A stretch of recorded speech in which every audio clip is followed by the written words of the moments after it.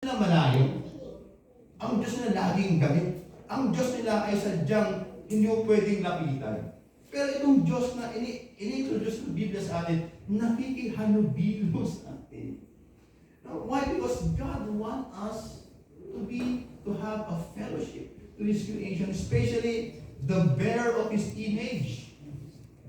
Through light that gives light to every man was coming into the world. He was in the world.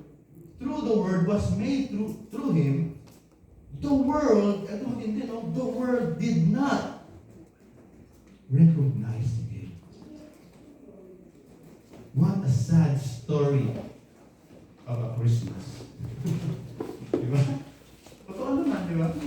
Narinig mo talaga mahal ng Panginoon. Came to that which was His own, but His own did not receive Him. Ang saklap nito. Kapsat Jobs. May iwari-ari mo sa Pilipinas. Yet, to all who receive Him, to those who believe in His name. Wow, grabe.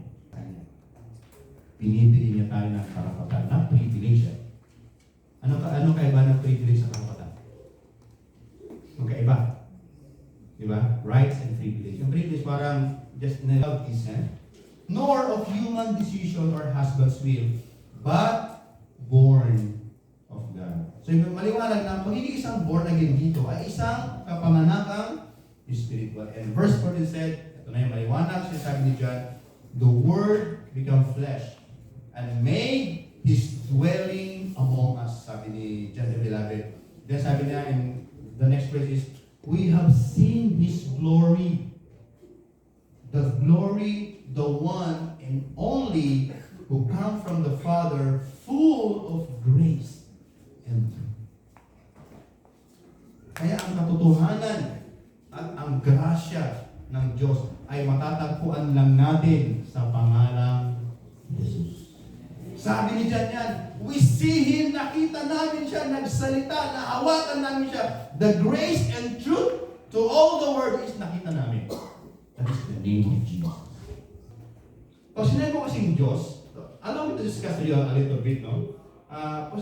The word God kasi, may dalawa kasi tinatawag nating attributes ang Panginoon, ang Diyos.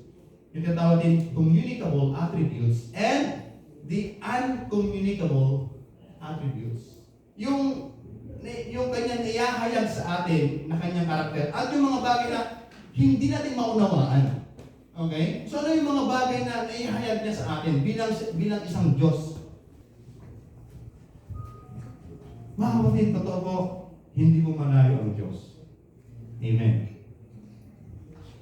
Totoo po malayo siya, pero siya po yung lumapit sa atin. Kung gaano naging malapit ang Diyos sa tao. That from the eternity, going from boundless from limitless to limited. Ang Diyos is from timeless to temporal, di ba? From divine to mortal, from boundless to bound. Kung tutusin, totoo naman, malayo kayo siguro or nagsalita na rin tayo, Lord, why? Parang napakalayo mo sa akin sa mga mga ito. Maybe nasambit na rin natin yung mga katagang niyan na ang Diyos talaga ay malayo sa atin. Sa akin. In some point of my life, nasabi ko rin niya, Lord, you are really far from me.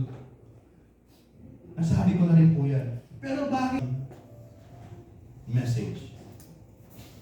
Christmas is the celebration of God's closeness and nearness to humanity.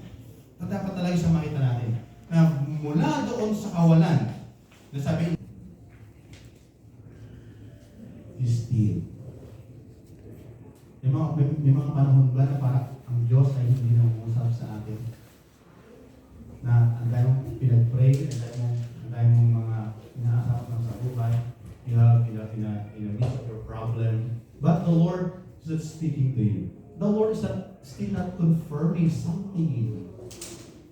If you cannot trace the hands of God in your life, you know one thing that you can do? Trust His heart. Pagtiwalaan mo ang kanyang positive